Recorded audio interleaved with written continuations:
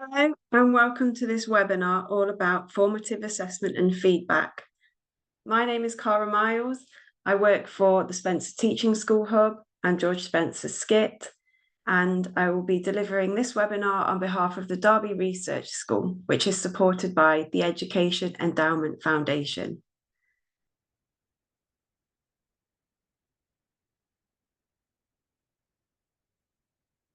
In this slide, you can find different ways to find out more about the research school and the different resources available to you.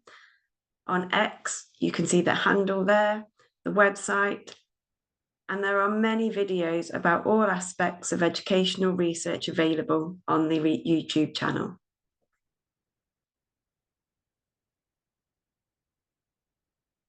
So this webinar is all about teacher feedback to improve pupil learning. But a huge part of being able to give effective feedback is being very knowledgeable about the learning of the pupils and understanding where they are on the journey towards the learning intentions. I'll just give you a moment to read the quote on the screen from Dylan William.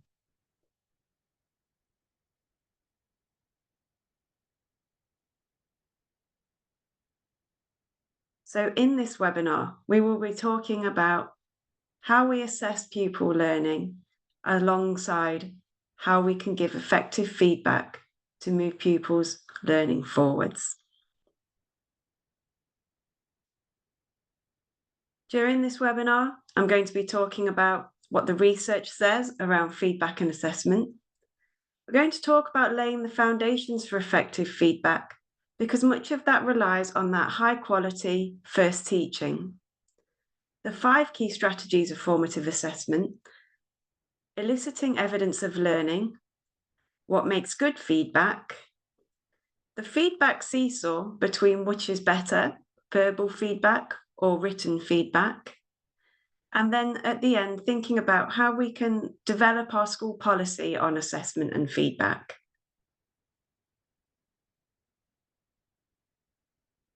So first of all, I wanted to share this slide, which shares some information about embedding formative assessment as a professional development tool.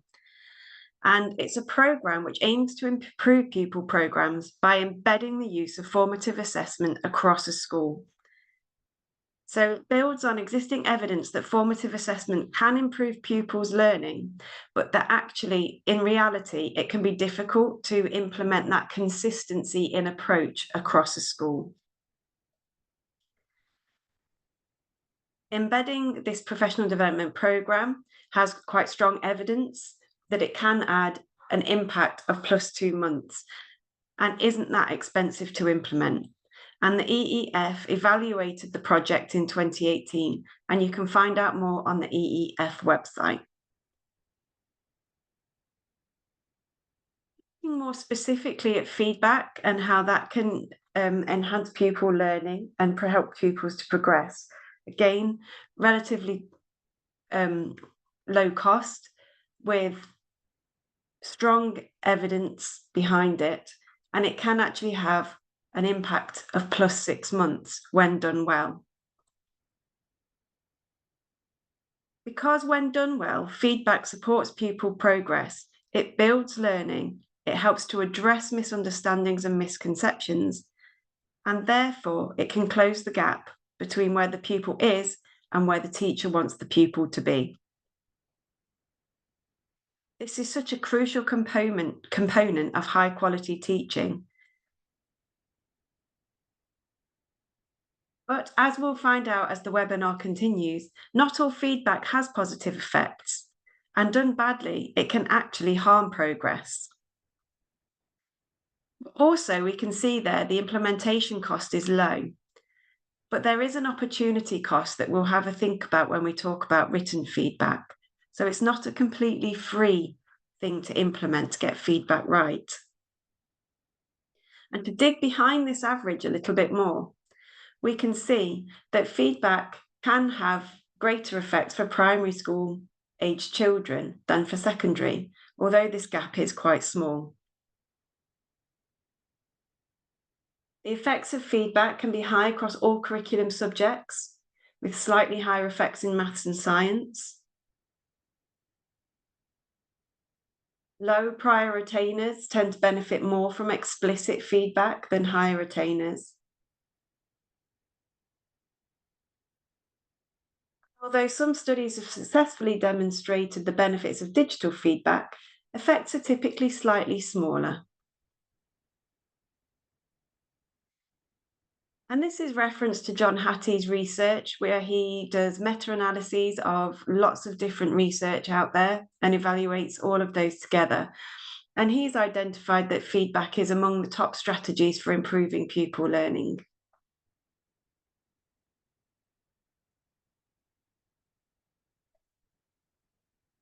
So before we really dig deep into assessment and feedback and that high quality first teaching, it's quite important to reflect on why feedback is important and what is the core purpose of giving feedback.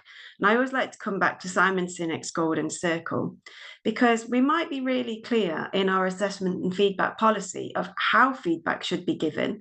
It might stipulate that so many pieces of work should be marked in books, or it might stipulate that verbal feedback should be given during lessons.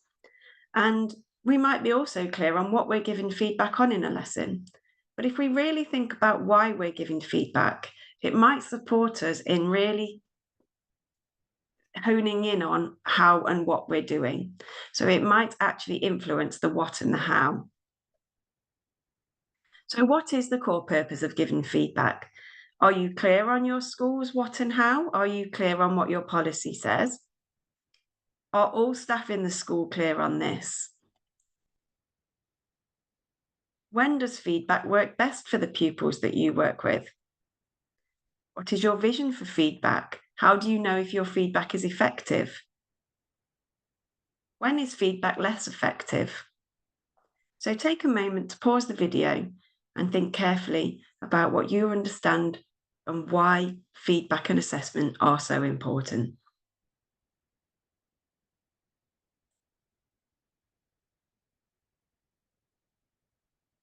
Understanding why feedback is so important and why we give feedback can help the teacher decide what the pupils are learning and what their current understanding is.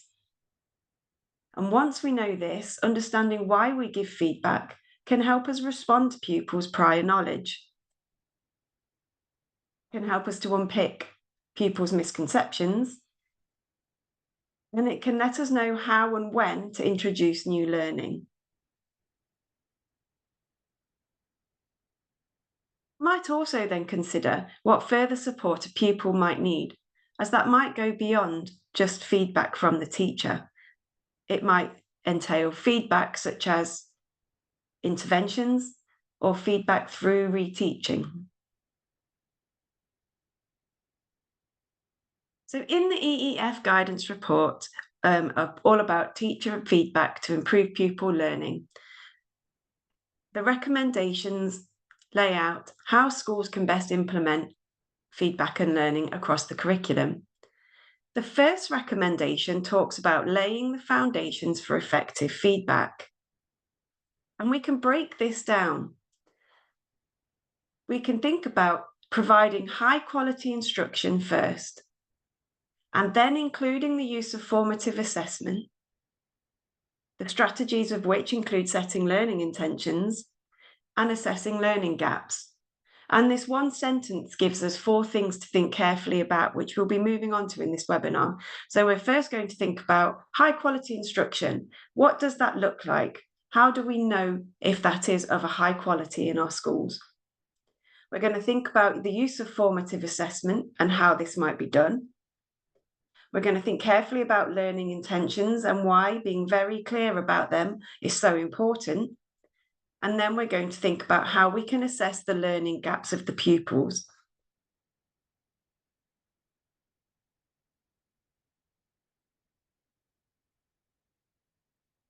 So feedback can only build on something. It is of little use when there is no initial learning or surface information.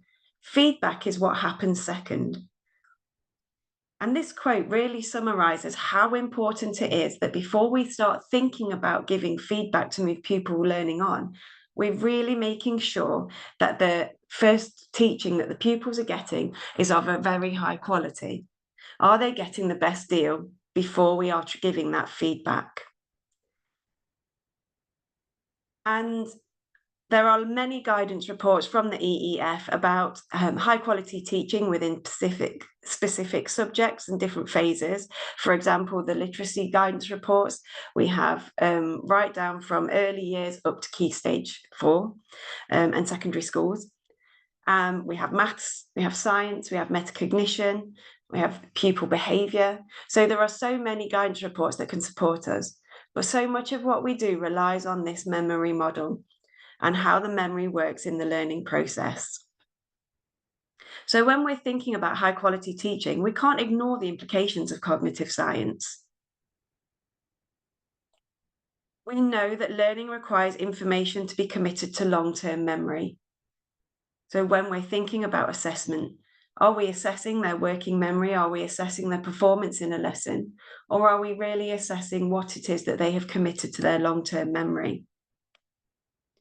We understand that information is processed through the working memory.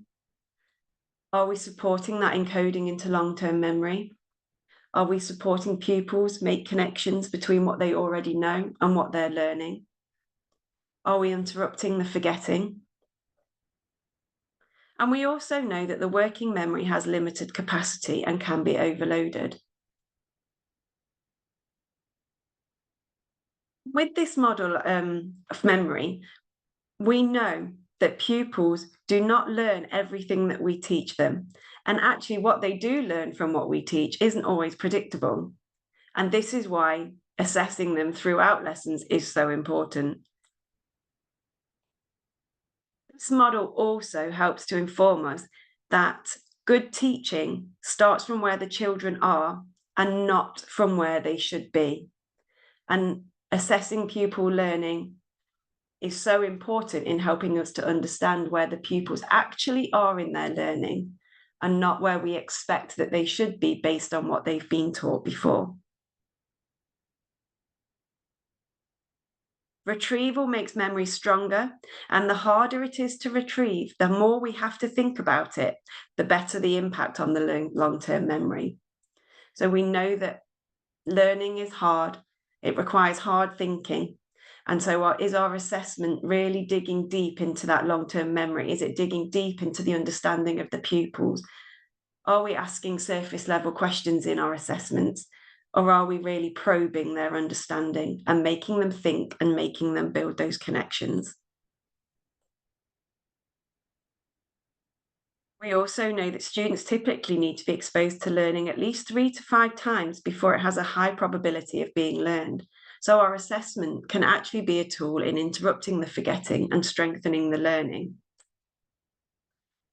And sitting underneath all of this is that we know pupils can learn misconceptions. So if what they have in their long-term memories isn't used well, or if we aren't giving clear explanations in our quality first teaching, we might be allowing pupils to make sense of new learning in ways that aren't correct. I always like the example of fractions when we're thinking about pupils making sense of new learning.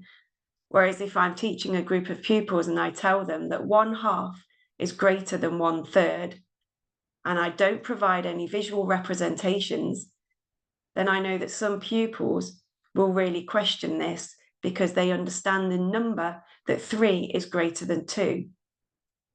So some pupils might actually think I've made a mistake and not unpick that learning. And they will learn that misconception of thinking that 1/2 is greater than 1/3.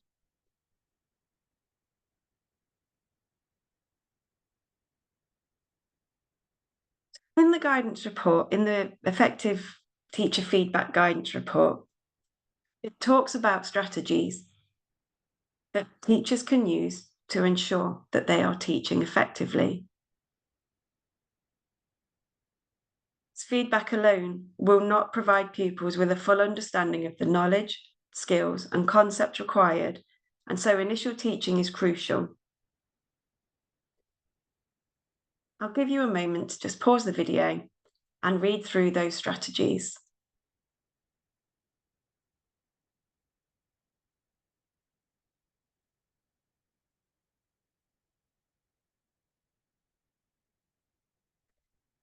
Actually, when we look at these strategies identified in the guidance report, we can see that all of them link to the memory model. All of them are geared towards supporting pupils commit new learning to their long-term memory.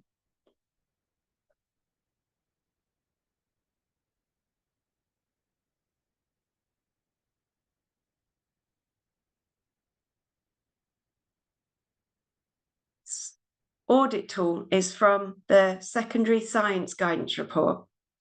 And actually, it provides us with a useful tool to evaluate whether our own knowledge or perhaps knowledge of others in school, should we use it to support monitoring activities, are secure and embedded in practice. Could these principles form a basis for monitoring within school to check that these quality first teaching strategies are in place? Please take a moment to pause the video and read through this document.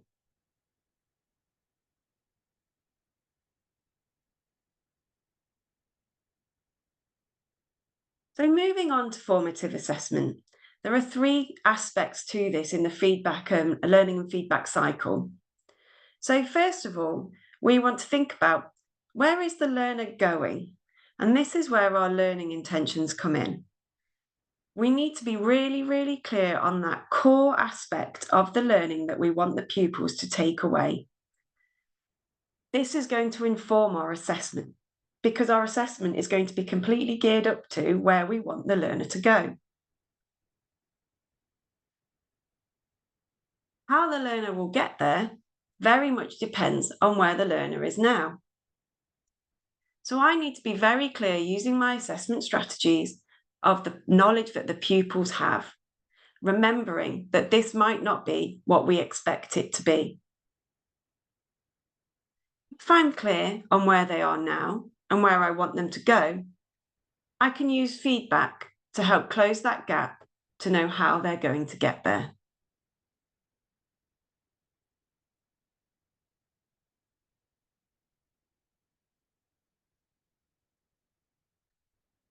Dylan William talks about the 5 key strategies of formative assessment. The first one, around clarifying, sharing, and understanding learning intentions and success criteria, answers the question of where is the learner going. The second, eliciting evidence of learning, so using the assessment strategies to find out what the pupils actually know, answers the question, where are the pupils now? The third aspect of providing feedback that moves learning forwards answers the question, how will the learner get there? Strategies 4 and 5 around pupils supporting each other as instructional resources for one another, but also pupils being responsible for and evaluating their own learning, are strategies that we can make the most of in the classroom, but are not the focus of this webinar.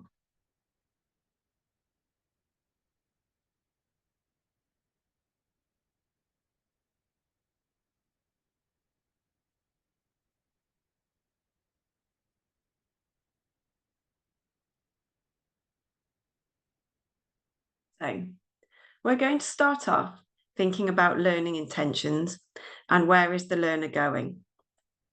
Now, this is important because sharing learning intentions is a fundamental requirement both for learning and for feedback.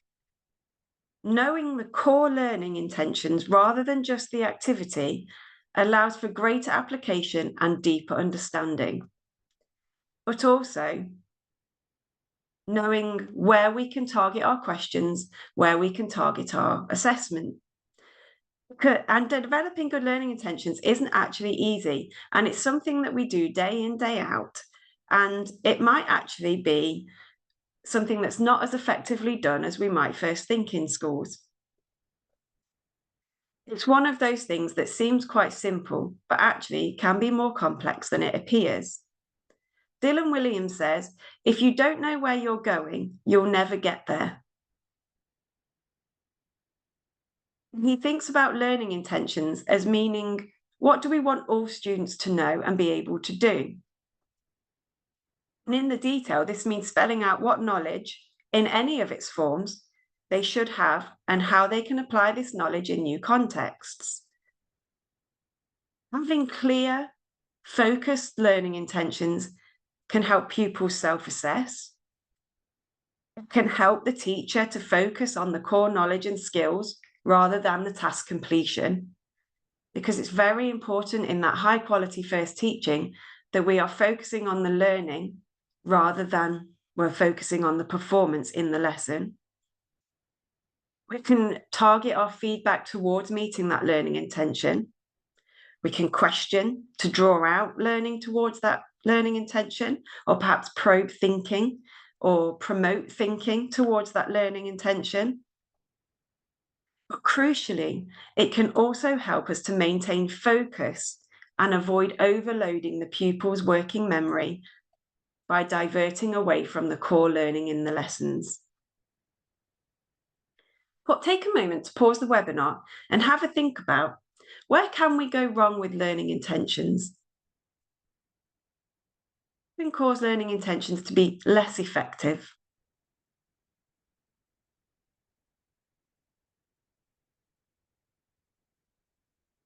So where can we go wrong with learning intentions? If we're focusing on a lesson rather than the learning, then we can actually not think more specifically enough, because we know that learning takes place over time and it's not restricted to one particular lesson. So if we think of the learning intention, it may span over several lessons, and actually each lesson is a small step in meeting that learning intention.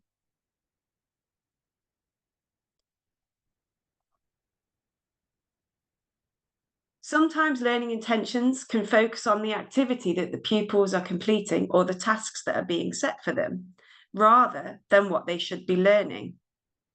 And this is sometimes where we might see a flawed activity-led curriculum dominate and distract from the core knowledge, skills, and concepts that children need to learn. If we're focusing on the task completion, are we sure that the pupils are actually committing that learning to their long-term memory?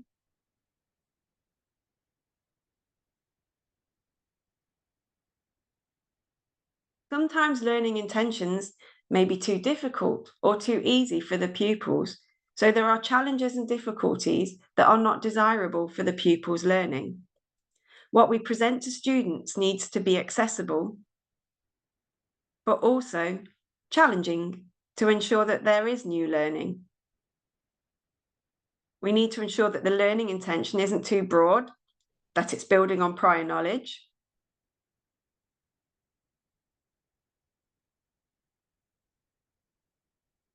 Sometimes learning intentions can be complex. They might contain vocabulary that's new to the pupils that isn't then fully explained to them.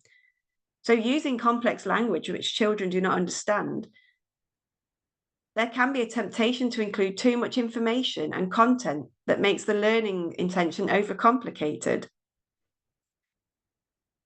This is sometimes referred to as the curse of the expert.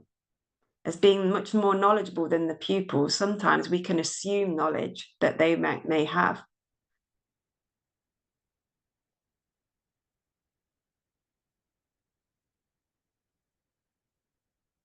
We want to make sure that learning intentions help us to gauge the understanding and progress of learners.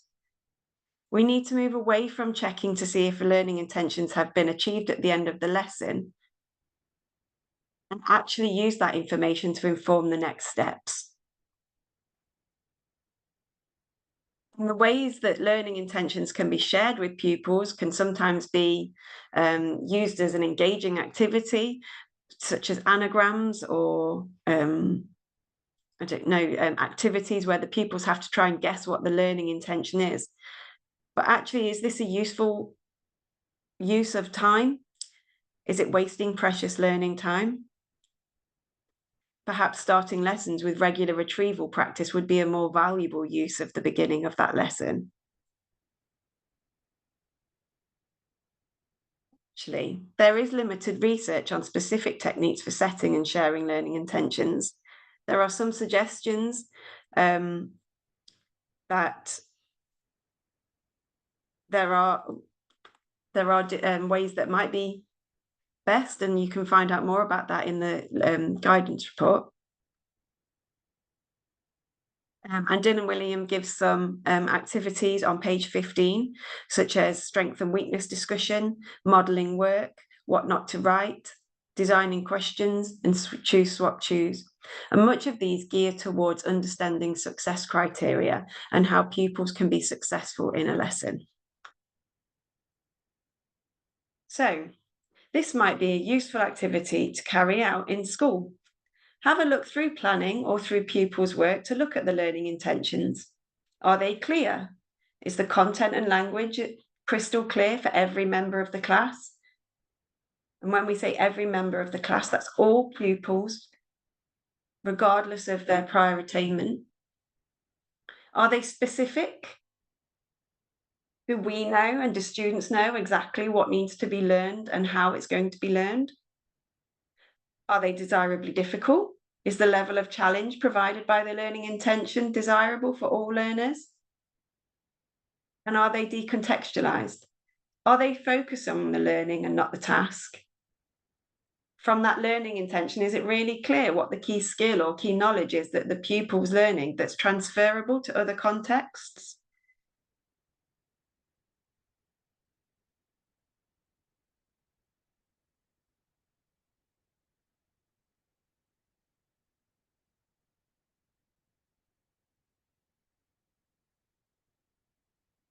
So we've thought about where is the learner going, being really clear with our learning intentions and perhaps success criteria so we know exactly what success looks like.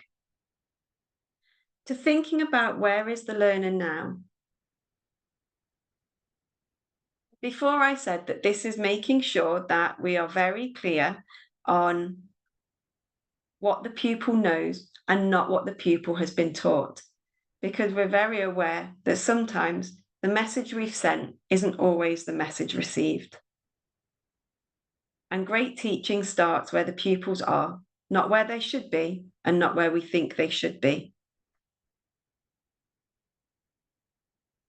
And actually, this fits in very well with the principles of instructions from Rosenshine. It helps us to ensure that our teaching is responsive,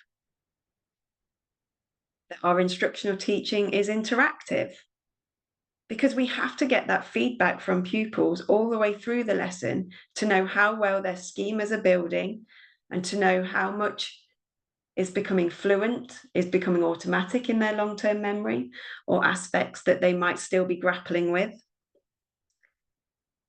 We also want to make sure that we're including as many students as possible when we're assessing them. We want to get a picture of what all of the pupils can do, not just what some of the pupils can do. We're going to be thinking carefully about our questioning routines, our knowledge checks routines, always trying to make sure that the ratio of student involvement is as high as possible, because we want that big picture view in order to diagnose properly whether the material and the knowledge has been learned effectively. But what do we assess? And this is where having those clear learning intentions is so important, because we want to assess the knowledge of the pupils based on where we want them to go in that learning intention. Or if we have clear success criteria, we want to assess if they're meeting all of those success criteria.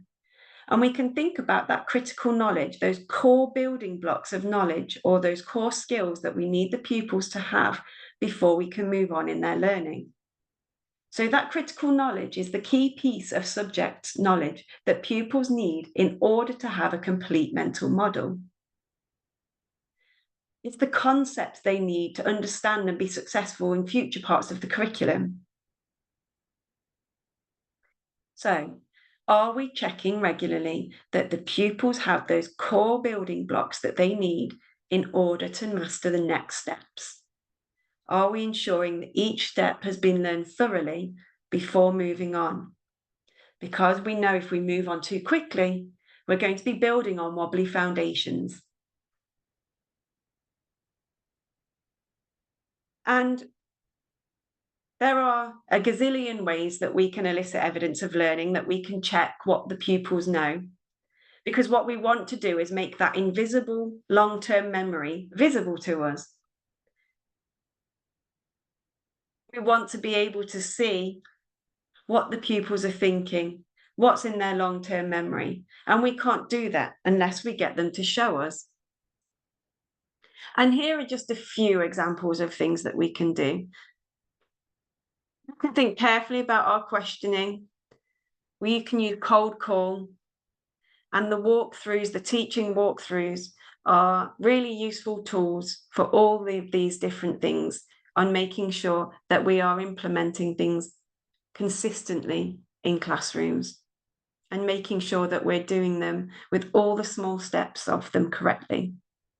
So questioning, cold calling, where we're calling on pupils, we're giving pupils time to think. Perhaps they might discuss first, and then we're selecting pupils to ask to answer. I recently read an article from Alex Quigley about warm calling. I quite like this idea that actually we let the pupil know that we will be asking them, so we prepare them for it, then give them time to think, and then call on them. We're using questioning to check for understanding, questioning for probing, asking questions and allowing time for think, pair, and then share. And we're making sure that pupils are answering in full sentences using the key vocabulary. So are we checking with them and asking them to say it again, but better?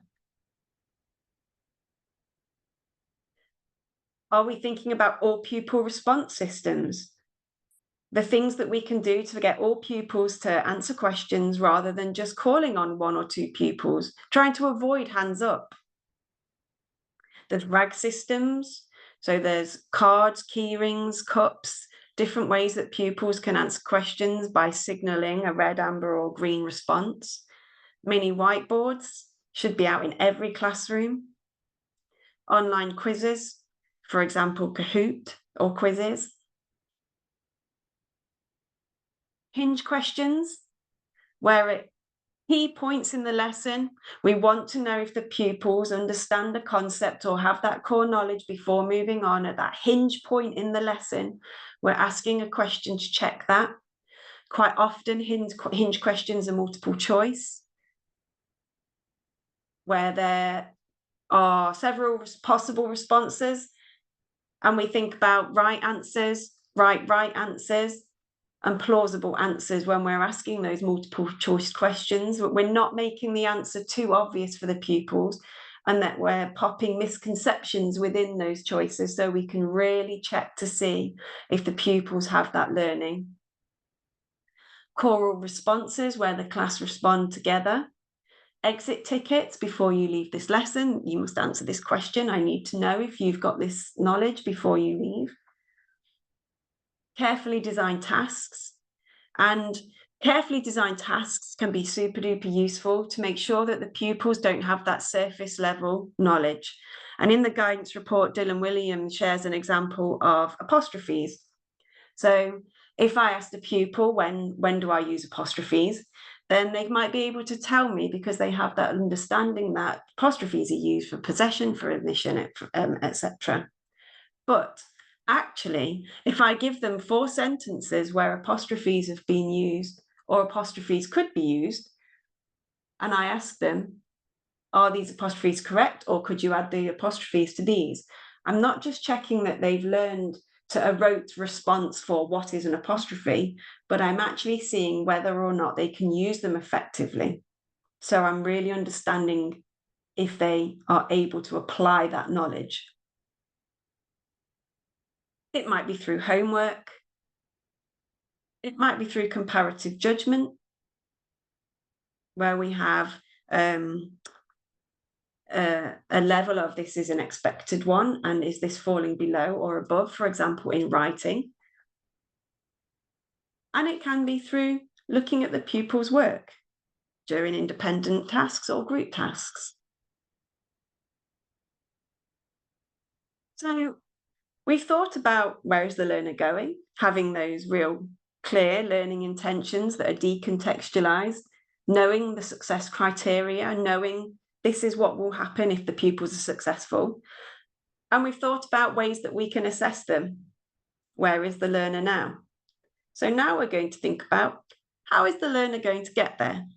This is where our feedback comes in. So what is feedback? Now, there are all different aspects of feedback. So pupil to teacher, teacher to pupil, pupil to pupil. And when we're thinking about feedback today, we're focusing on feedback from teachers to pupils.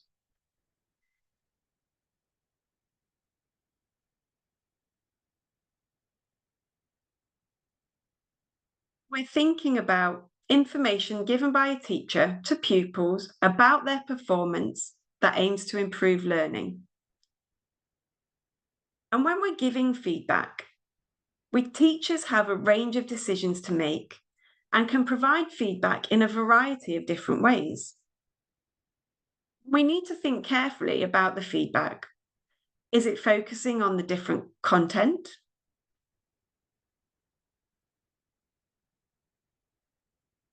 Is that the task that the pupil's undertaking? Is it an underlying process related to a specific subject? Is it around the pupil's self-regulation? So we're thinking about the content of the feedback.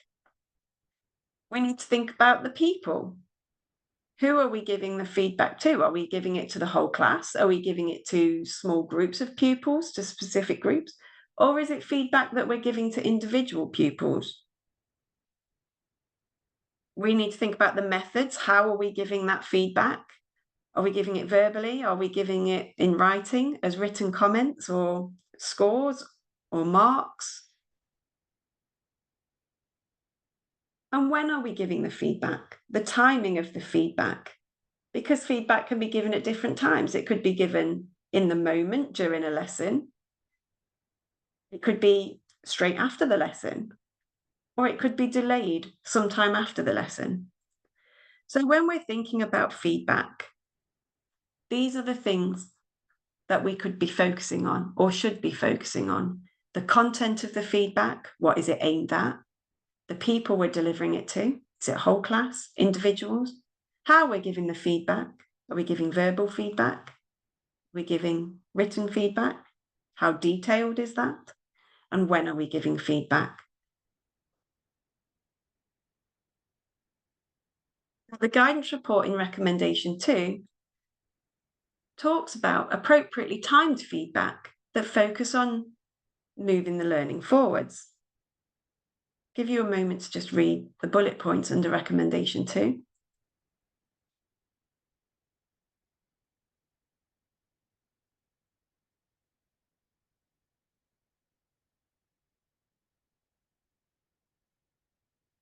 So the guidance report informs that the review that informed the guidance report found that feedback delivered immediately after learning, feedback delivered up to a week after, and feedback delivered during learning are all associated with similarly sized positive effects on attainment.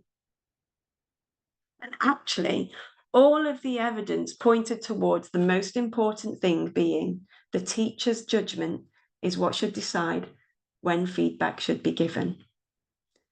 The teacher is the person who knows the pupils, who knows the content, and who knows the methods that are going to be most effective for the feedback in that particular lesson or for that particular pupil towards that particular learning intention. And that's summed up in the quote on the screen.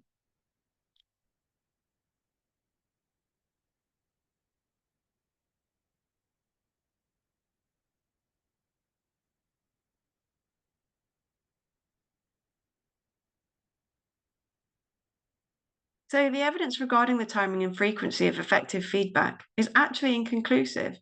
On one hand, immediate feedback may be effective as it could prevent misconceptions from forming early on. Sometimes misconceptions once learned are hard to undo. However, delayed feedback could actually be beneficial as it interrupts the forgetting and it forces pupils to fully engage with the work before being given an answer. In turn, this may lead to them working hard to retrieve the information that they've already learned, which could help them to remember more.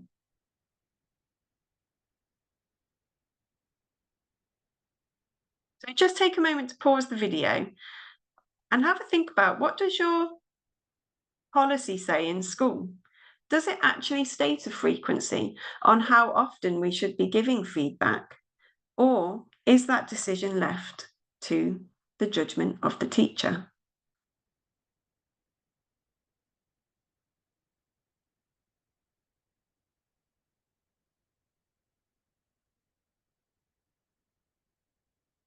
When we are giving effective teaching, what should inform the judgment of the teacher? And there are three big things that teachers will think about when they're thinking about when the effective time would be to give that feedback. And this will depend on the task. So the timing of the feedback may need to be adjusted depending on the task that pupils are undertaking. Some tasks may give feedback themselves, so immediate feedback might not even be necessary. They'll be thinking about the pupils. Some pupils may benefit more from immediate feedback, whereas other pupils could improve as a result of delayed feedback. If we give that feedback too soon, we might actually stop that hard thinking. We might actually interrupt that connection building for the pupils.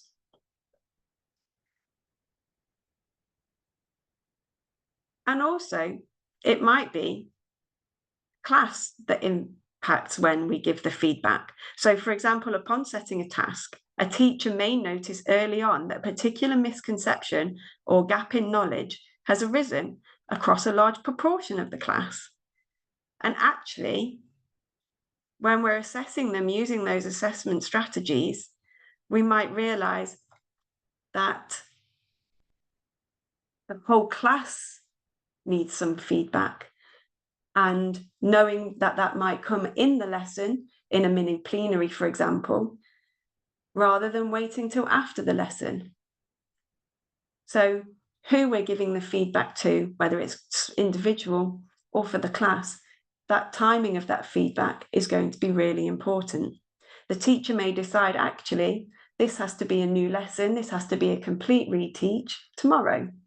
Or they might decide, I'm going to stop the lesson here, and the pupils actually need to all learn this before they can carry on engaging with that task.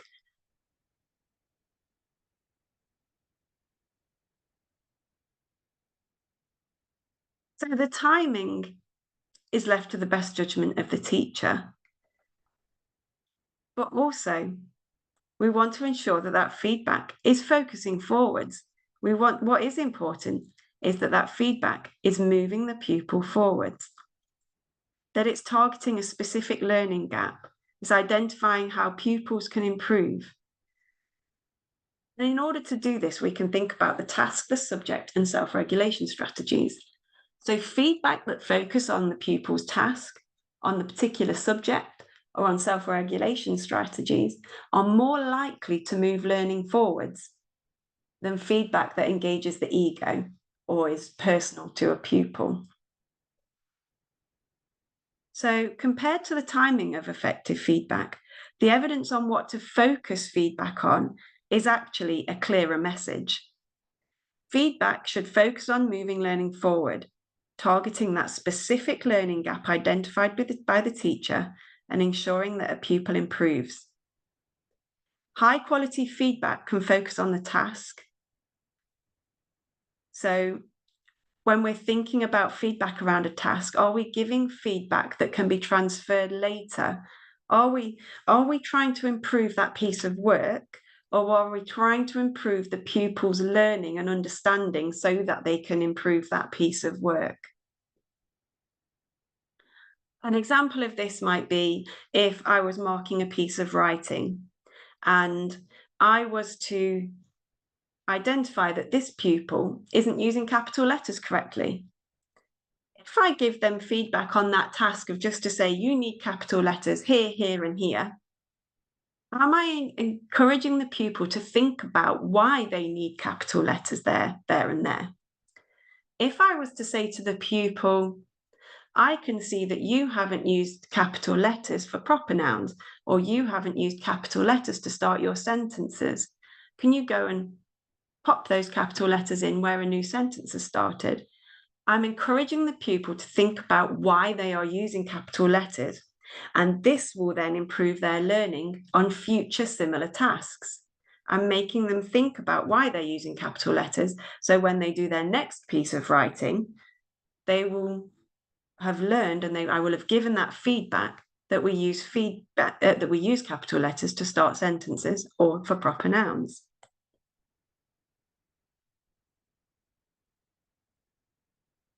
When I'm thinking about giving feedback around a specific subject, it could be it's an underlying process in the task, which can be used across a subject and therefore can be applied in other subject tasks.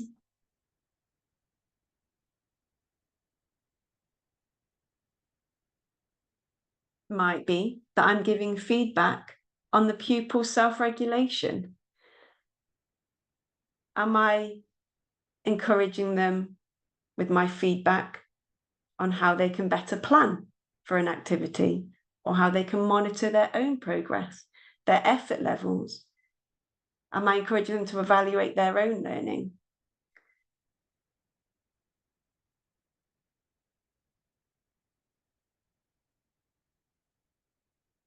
And ideally, I won't be giving feedback that is about the person.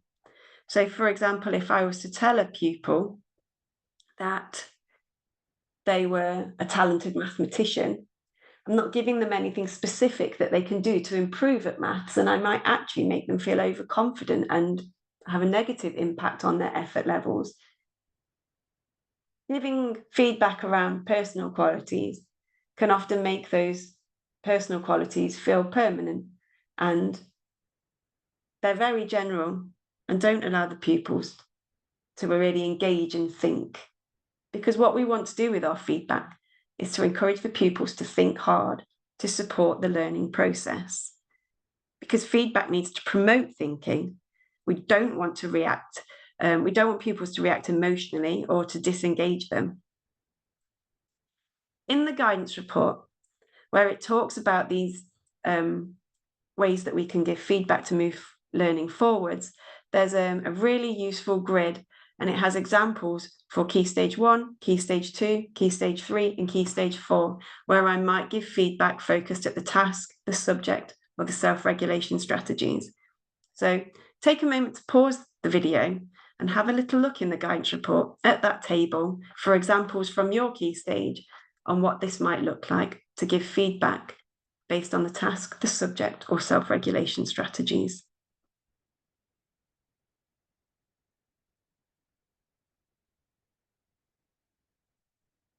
Again, the teaching walkthroughs have really, really useful strategies for ensuring that feedback is focusing forwards. So where it talks about using assessments to identify areas for improvement in performance or gaps in understanding. So rather than describing past performance, we're focusing on actions that the pupils can take to improve in future. They talk about feedback given partway through the learning cycle so that the pupils can make changes rather than at the end of the learning cycle. They talk about being positive, so being specific as possible.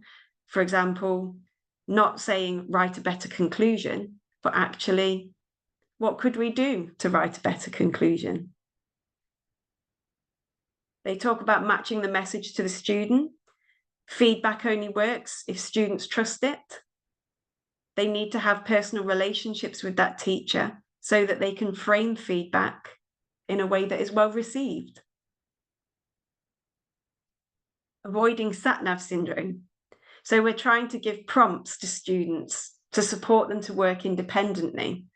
If I'm giving them all of the answers, if I'm telling them exactly where to go, then I'm not encouraging that hard thinking. And over time, reducing the amount of feedback that we're given. Because we want to train students so that they're generating self-assessment through the use of success criteria or good examples, model examples, because we want to build resilient, independent learners. And this makes me think of the guidance report around using teaching assistants, where there is the triangle of scaffolding. And it gives examples of how we can support pupils with the least amount of adult intervention and going through the steps before giving the answers to the pupils, which requires the least amount of thinking. So in our feedback, we want to be trying to make sure that we are encouraging independence and promoting thinking.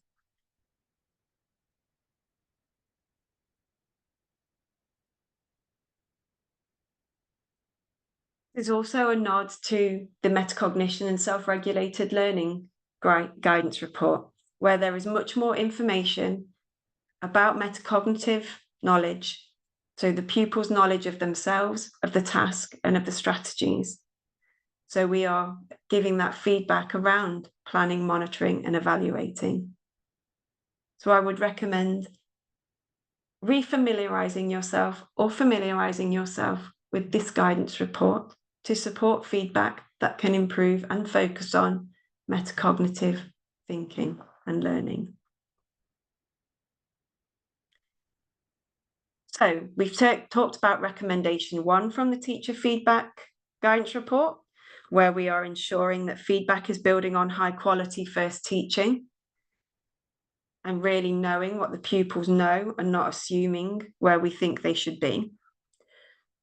We've talked about recommendation 2, when should we give feedback? And actually the more focus should be on feedback that moves learning forwards rather than when it comes.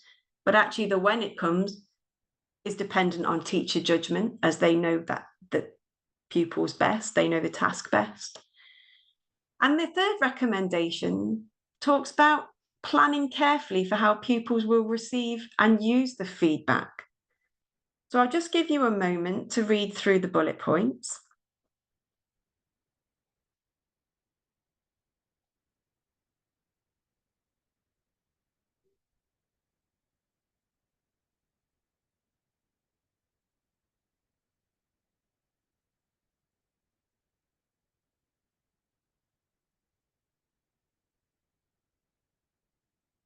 So during the review, 69% of secondary and 47% of primary teachers who were surveyed by the review identified a lack of pupil motivation as a reason why pupils may not use feedback.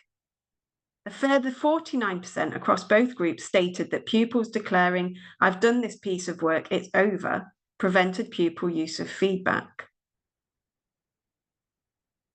So we know that we want pupils to seek feedback and welcome feedback so that it can be used and they will act on it. So we want pupils to be motivated. And we know that feedback focused on the person is going to be less motivating. So we've got to really think carefully about the pupils and how we're going to support them to use that feedback.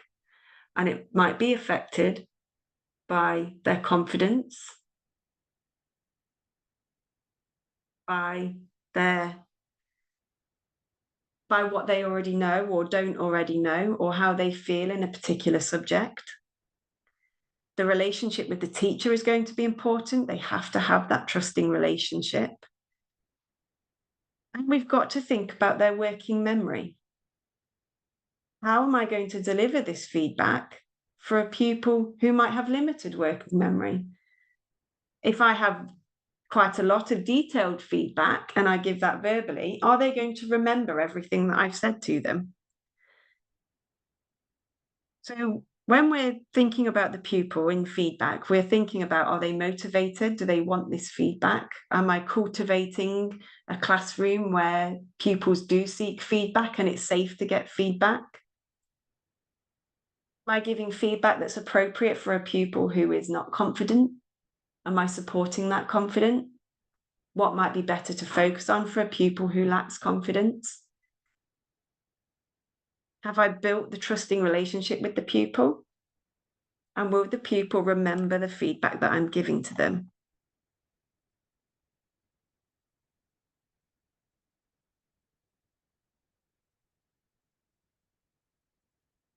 And this is so important because if we give feedback and the pupil does nothing with it, then we may as well have not given the feedback in the first place. And this quote sums that up beautifully.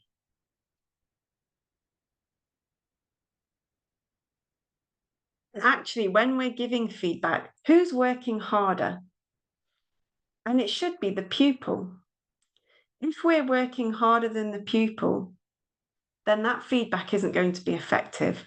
We want the pupils to think hard based on that feedback.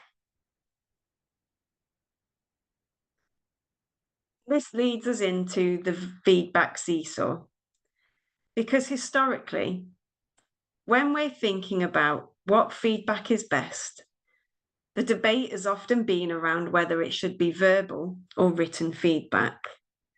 The method of feedback has been the central concern. The scale of which is better has tipped back and forth over time between that extensive written feedback or verbal feedback in the lesson, which may take less time. But actually, rather than whether it's written or verbal feedback, we should focus on the principles of effective feedback. So the method is actually less important than the quality of the feedback. And in recommendations 4 and 5, the guidance report talks about effective written feedback and effective verbal feedback. But what actually becomes clear is actually the teacher is the best placed person to make that judgment as to whether written or verbal feedback is going to be effective. But both verbal and written feedback are only effective if they follow the principles for effective feedback, if they're building on those high quality foundations, if it's timed appropriately for the task or for the pupils or for the subject, that it focuses on the task, subject, or self-regulation and is actually used by pupils. So if those things are in place, if those things have been considered, then whether it's verbal or written doesn't really matter so much.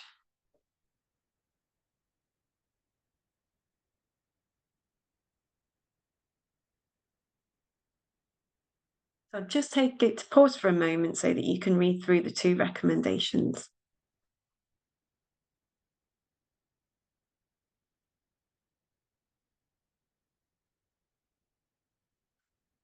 Here we have a quote from the DFE report of eliminating unnecessary workload around marking.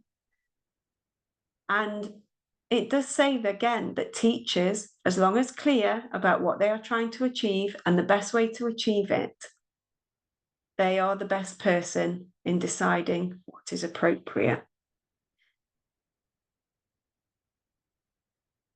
So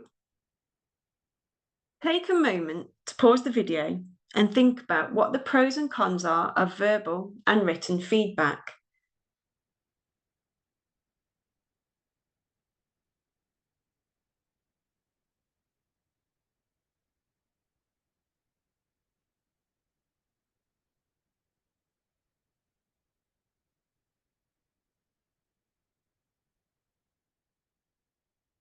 Now, one of the biggest drawbacks of written feedback is the opportunity cost, and it is important that we consider that if we are spending large amounts of time marking pupil work, are we making sure that it is effective feedback that's building on those concepts we've already talked about in terms of timing, focus on moving forwards? Because that time may be more effectively used planning lessons or planning the next lesson based on what we've learned from the pupil's work. So it's just making sure that if we are spending that time marking, that it is going to have a high impact on that pupil's learning. Because there may be times when actually the pupils have produced work where that individual personalized feedback is going to be important. And that feedback is quite detailed and is going to be difficult to give verbally because they're not going to remember it. So there are times when written feedback may be more effective, but it's just making sure we are balancing that with the opportunity cost on what our time could also be spent on. Because we know that verbal feedback takes less time and can be given in the lesson there and then whilst the pupil is amidst their hard thinking. We can use questioning to shape that thinking and to guide that thinking in the moment. So there are pros and cons with both forms. The DFE School Workload Reduction Toolkit talks about marking and feedback and actually sets out 3 core principles when we're making that decision around written feedback. So first of all is ensuring that it is manageable. Assessment policies should be clear that marking practice should be proportionate and actually should consider the frequency and complexity of written feedback and the cost and time used. Is it effective use of time in relation to the overall workload of the teachers? It also talks about written feedback being meaningful. Marking varies by age group, subject, and what works best for the pupil and teacher in relation to any particular piece of work. Teachers are encouraged to adjust their approach as necessary, and teachers should be trusted to incorporate the outcomes into subsequent planning and teaching. So rather than giving that individual feedback in each book, could it just be that we we adapt to the next lesson to make sure we're addressing those gaps? And motivating. Marking should help to motivate pupils to progress. It doesn't mean always writing in-depth comments or being universally positive. Sometimes short, challenging comments or oral feedback may be more effective. So as teachers, if we are giving written feedback or verbal feedback, the most important thing is we're making it understandable. Do the students actually understand the feedback? Do they understand what they need to improve and how they're going to improve it? Is that feedback helpful? If it's not helping the pupil move forwards and progress with their learning, it's not going to be effective. As in, is it based on the learning intention? Are we linking that feedback back to the core learning that we want the pupils to take away? Are we focusing that feedback on that critical knowledge that we talked about? Is it something that they need to get right before they can move forwards with the subject? And finally, is it actionable? Can the pupil actually act on this feedback? Does it give them a task to do? And are we giving them time to respond? Because if it's not actionable, if we don't give the pupils the time to do it, if we don't ask them to think about it, then it's going to be pointless. So all feedback should be actioned by the pupils. And we can think about ways that we can make written feedback more efficient and more effective, because the quality of written feedback may be constrained by the quality of the planning, editing, and reflection shown in pupils' work, written work. So before we spend a huge amount of effort on targeted written feedback, pupils could actually spend time preempting the teacher comments and editing and revising their work. We could put scaffolds in place for this, so we could use a visualizer and model strategies for looking back and editing work. So if pupils have that chance to actually revise and edit and think about their work, thinking like the teacher, before their work is handed in, then that might reduce the amount of feedback required from the teacher.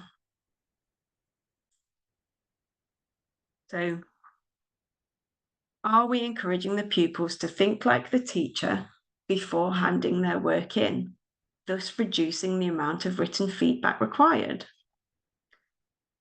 Are we live marking in the classroom? Are we using the time in the classroom effectively? Could it be that while they're working independently, we are going around the classroom, checking their work and giving feedback in the moment? And that could be through stating in maths, for example, which questions are right and which questions are wrong there and then in the lesson. Do we have codes for marking? They would need to be standardized across the school or across classes to make sure that pupils understand the codes, but they can be really useful methods for reducing the amount of written feedback required. So, for example, if it's a spelling mistake, it's underlined and an S is put in the margin. Is that written feedback telling the pupils what to do? Are we using sat-nav syndrome? Or are we making that more like detective work for them?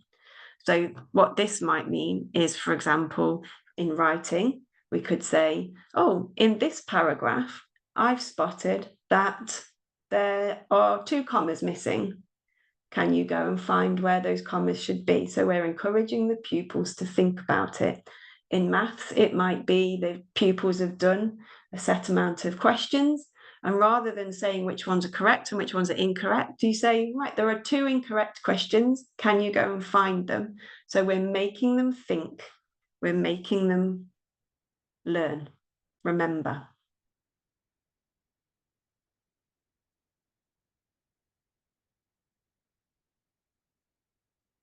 When we're making that decision as to whether it should be written or oral feedback, or how much written feedback it should be, we're thinking not just about the method, but actually the content.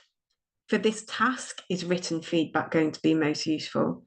For this process, is verbal feedback going to be more important because I can answer questions and react to pupils more immediately?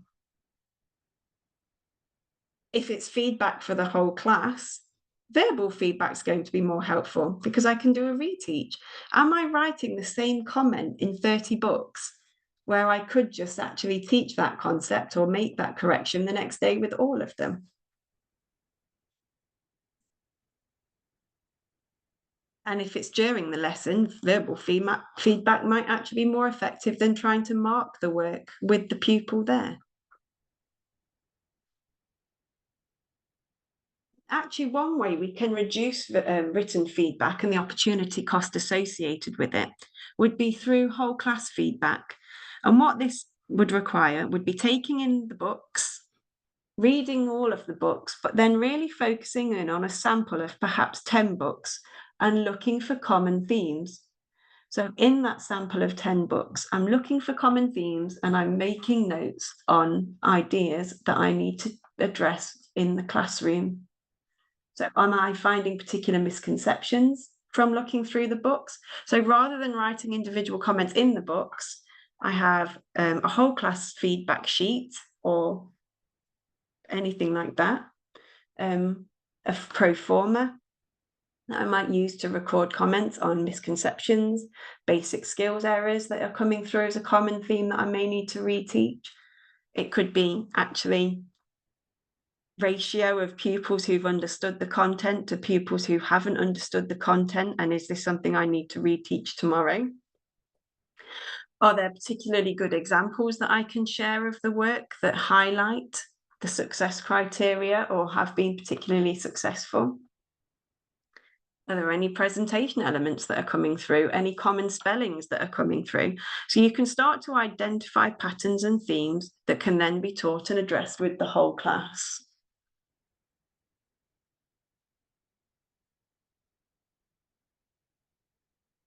Now, when we're thinking about verbal feedback, we have in our head our mental model, and we have much more developed schema than the pupils.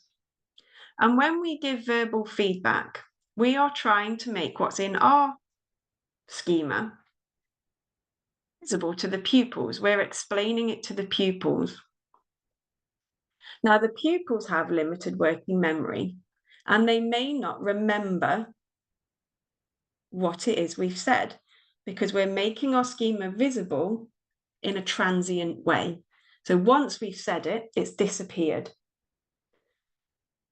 Now, for a pupil with a small amount of information being received, that might be fine. It's just enough for them to make a small tweak to their work.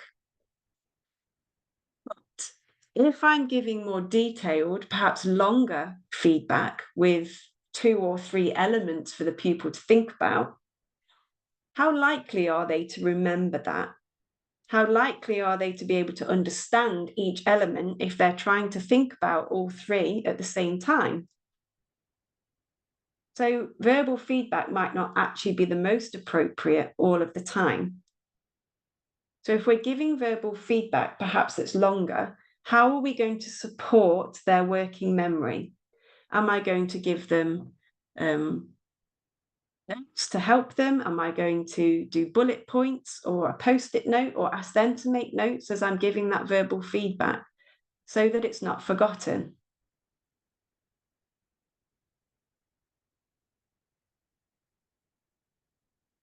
It could be that we make notes to go alongside it. It could be that we use talking tins or something like that that might help the pupil to be able to listen back to that feedback. We're externalizing that working memory for them so that they can keep listening back. Or there's those digital tools that we may have in school, for example, Shobi. Are we recording that feedback somewhere that they can re-access it?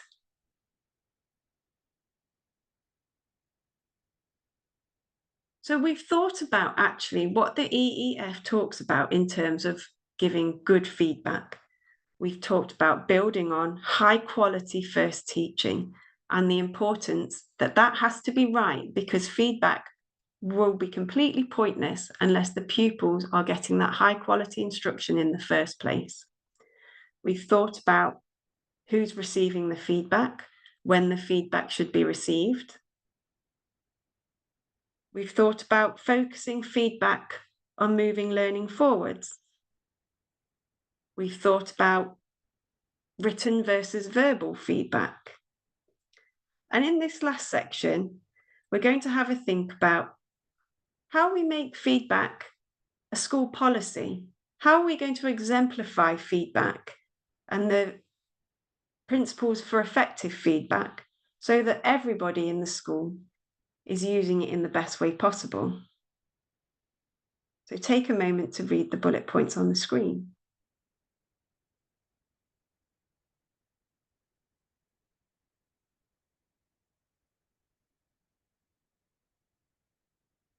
So the best available evidence on effective implementation indicates that development of new feedback strategies will require effective professional development. This is necessary to develop both a thorough grasp of the feedback principles underpinning new approaches and for all colleagues to be able to apply the resultant strategies in practice. We want to use CPD, which is interactive and considers the mechanisms from the Effective Professional Development Guidance Report. So we're not just delivering a one-off session and then expecting teachers to be able to use effective feedback strategies and for those to be embedded. We need to return to it, review it, evaluate it, and check the impact on pupil learning of that feedback.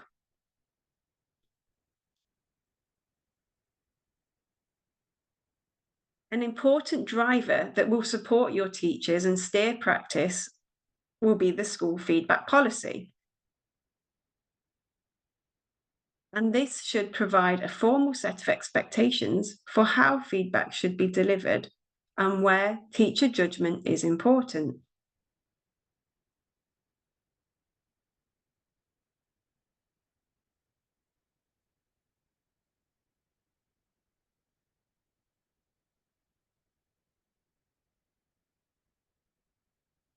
So when we're trying to ensure that we are implementing effective feedback in school, we want to think carefully about our feedback policy, ensuring that those key elements, those other recommendations, those first 5 recommendations are underpinning that feedback policy. And we want to make sure that that is supported by effective professional development so that teachers have opportunities to practice, to learn, and to collaborate on using effective feedback in the classroom.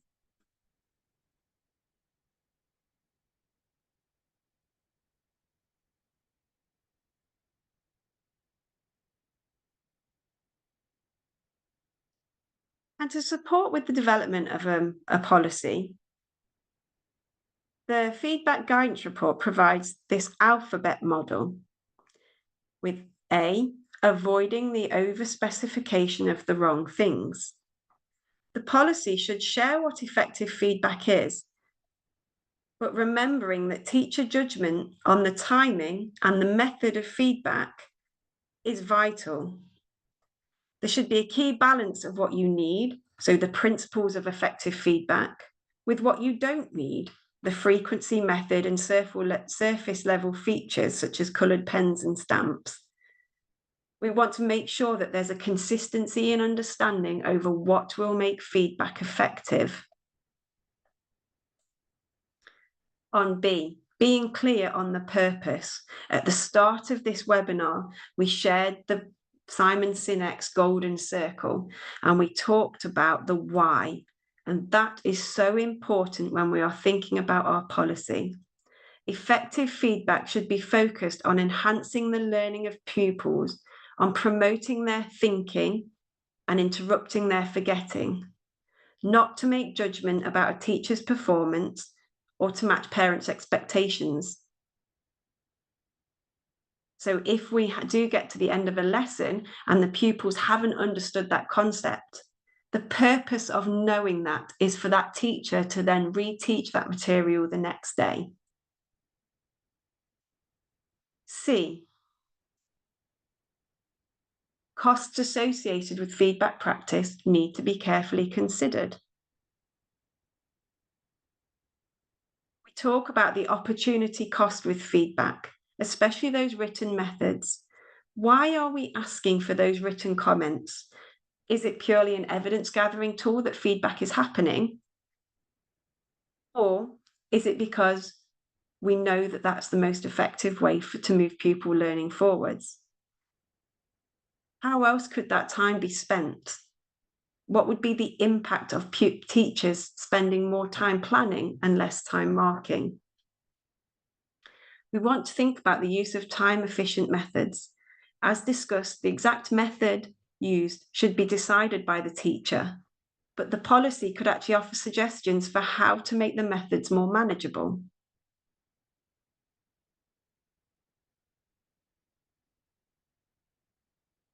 B, demonstrate helpful worked examples of effective feedback practices.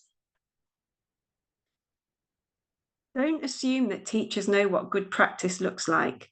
It's important, as part of that professional development and that policy, that we provide models and examples. 2 or 3 may be helpful.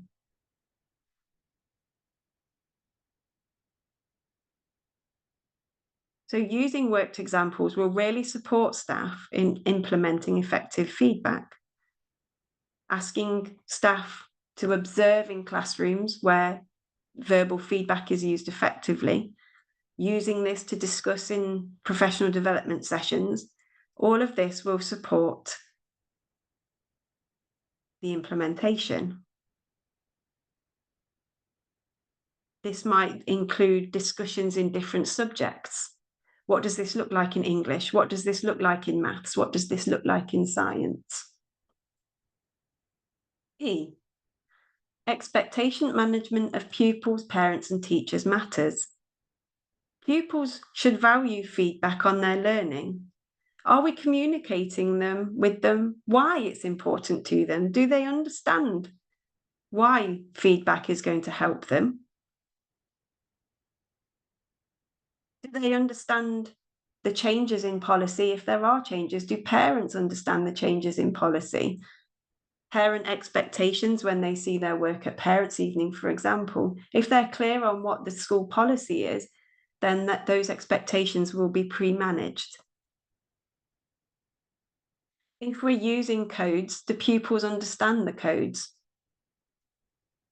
Are we reteaching these things, or are we relying on them remembering having just been shown once? If we're using more verbal feedback, so parents won't see marked work in books, do they understand why verbal feedback is being used?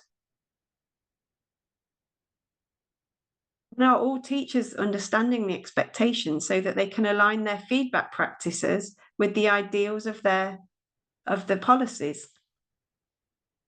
Sometimes teachers use written feedback as a safety net because it's their evidence that they've given feedback and they've done their marking and that they've looked through the work. Are we making sure that they feel comfortable and confident to know that this isn't an expectation, that when books are taken in, we're going to be making sure that book look is against the policy?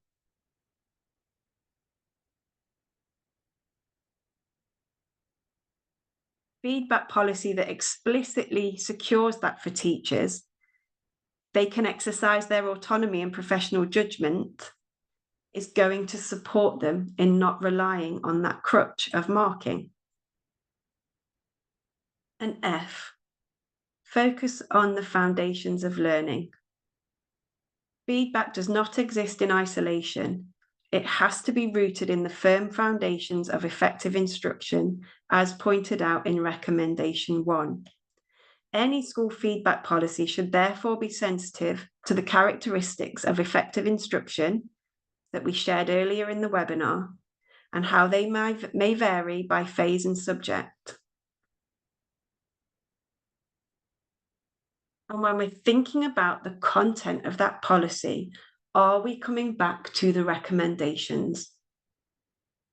Are we coming back to recommendation 1 and ensuring that we are laying the foundations for feedback through that high quality instruction, through the use of formative assessment strategies, through setting clear learning intentions, and through assessing the gaps between where the pupils are and where they need to be? Are we focusing on moving the learning forwards? Are we supporting them to think about the task, subject, and self-regulation, avoiding feedback around personal characteristics? Are we planning for how feedback will be received by pupils? Are we planning for how pupils will engage with that feedback? Are we building time into the curriculum for pupils to act on feedback? Are we giving teachers the freedom to adapt plans in order to reteach concepts that haven't been taught within the time pressures of a broad and balanced curriculum? Have we thought about the methods and the opportunity cost of written marking? Are we thinking about time-efficient approaches to feedback? Are we leaving the judgment of whether it should be verbal or written feedback to the professional judgment of the teachers?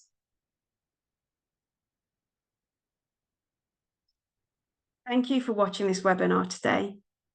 I hope you've managed to take lots away from it and gained a deeper understanding of the EEF's guidance report and the principles for giving effective feedback to pupils to move their learning forwards.